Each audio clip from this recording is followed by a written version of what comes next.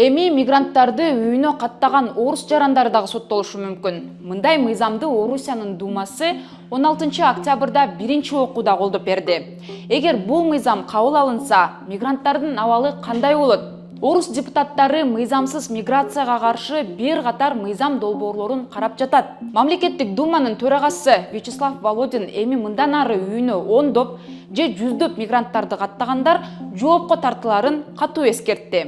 На незаконной регистрации прописывают себя десятки, а иногда и сотни мигрантов, будут нести уголовную ответственность от 2 до 6 лет. То, что на сегодняшний день, если хотите проделать безнаказанность в сфере организации незаконной миграции, должно будет уйти в прошлое. Порядок должен быть восстановлен. Мыйзамга баш ийбей үйүнө мигрант жашаткан орус жарандарын 8 жылдан 15 жылга чейин эркиндигинен ажыратып, 3 миллиондон 5 миллион рубльга чейин айыпка жыгуу же белгилүү бир кызматты ээлөө укугунан 10 жылга чейин ажыратуу сунушталып жатат.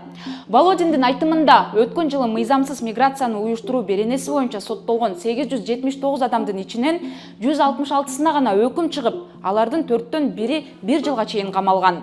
Ал эми 2024 жылдын 7 айында мыйзамсыз миграцияны уюштурууга байланыштуу кылмыштардын саны 1414кө өскөн.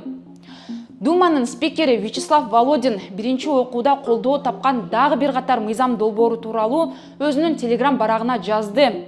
Алардын бири, эгер Орусияда мыйзамсыз жүргөн адам кылмыш жасап кармалса, анын мыйзамсыз жүргөнү оорлотуучу фактор катары каралат. 2024 жылы кылмыш жасагандардын саны 3 эсе көбөйгөнү белгиленет. Орус спикери бул мыйзамдар декабрь айына чейин караларын белгилеген. Негизи бала чакасын, үй бүлөсүн багам деп чет жерге иштегени кеткен мигранттардын көбү Орусияда топ-топ болуп жашайт. Алардын өзүнчө батир жалдап жашоого шарты жок. Алсак, Москвада бир бөлмөлүү батирдин орточо ижара баасы 60 000 рубльдин тегерегинде. Бул сом менен эсептегенде ай сайын 52 000 сом. Албетте, үйүнө акча салып балдарын баккан мигрант үчүн мындай сумма көп болуп, анын айлыгынан, ичкен жегени, жүргөн турганынан деле ашпай калышы мүмкүн да. Мигрант үй бүлөсүн багабы же батирге акча төлөйбү? Мындай мыйзамдар кабыл алынып жатканда Кыргызстанга кайткан мигранттардын саны 85%га өстү. Эмгек социалдык камсыздоо жана миграция министрлиги эл аралык миграция уюму менен бирликте жүргүзгөн изилдөөсүнүн жыйынтыгында мекенине кайткан мигранттардын басымдуу бөлүгү Ош, Баткен жана Чүй облустарынын тургундары. Мигранттарга болуп жаткан кысымды парламенттеги депутаттар дагы көтөрүп баштады. Бирок азырынча Орусия менен тең ата сүйлөшүүлөр боло элек.